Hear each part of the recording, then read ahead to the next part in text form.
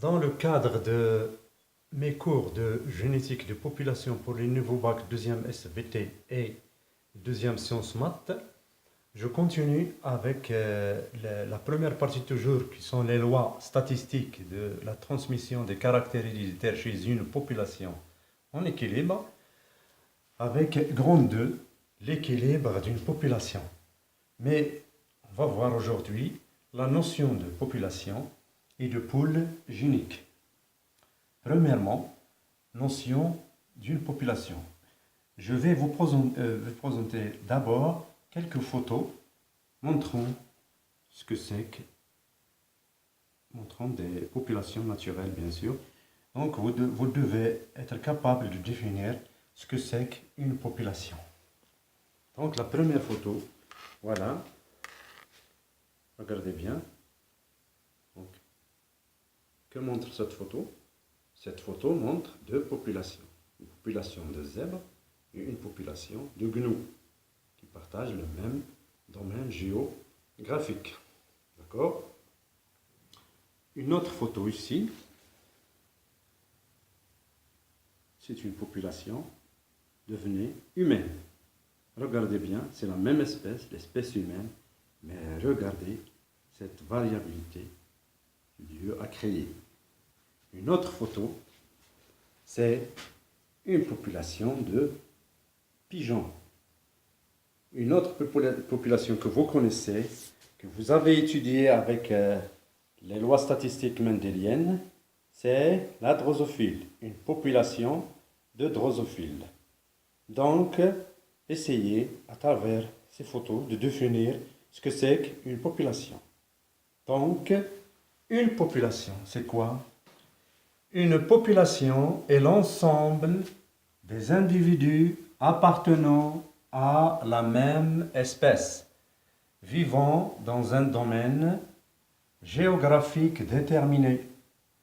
Et chaque individu peut se croiser, se reproduire avec un autre individu de cette population. Une population n'est pas fixe, elle est plutôt une structure dynamique, voilà, avec un flux d'individus à travers quoi? Deux points. Alors, entrée de nouveaux individus, apparition de nouveaux individus, par comment? Par naissance et migration d'autres individus de l'espèce vers cette population. D'accord? Donc, une population aussi peut perdre d'individus.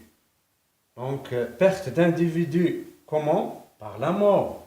Par la mort et la migration d'individus à l'extérieur du domaine de répartition de la population. Donc, j'espère que vous avez compris le sens. Donc, on peut définir, on peut élucider la notion de la population par le schéma suivant, donc avec trois critères, le critère temps, le critère milieu et le critère génétique. Donc si je vois le critère temps et le critère milieu, donc d'un point de vue, c'est un point de vue écologique, d'un point de vue écologique, c'est quoi une population? Ce sont des individus de la même espèce vivant et se reproduisant dans un domaine géographique déterminé.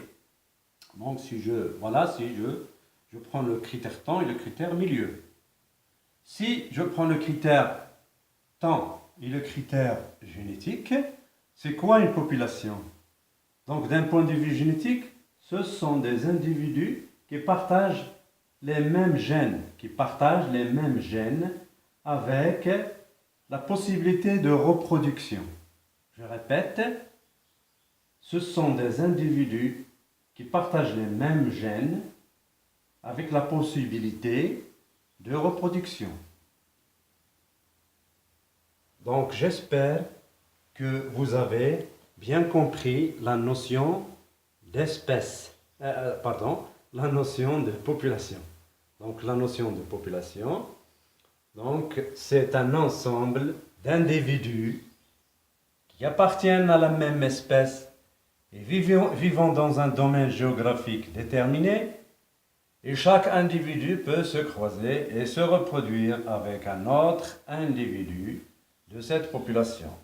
Et j'ai bien dit que la population n'est pas fixe, plutôt c'est une structure dynamique avec un flux d'individus à travers deux phénomènes qui sont apparition de nouveaux individus par la naissance et par migration d'autres individus de l'espèce, de la même espèce vers cette population, ou bien il y a perte d'individus par la mort et la migration des individus à l'extérieur du domaine de répartition de la population.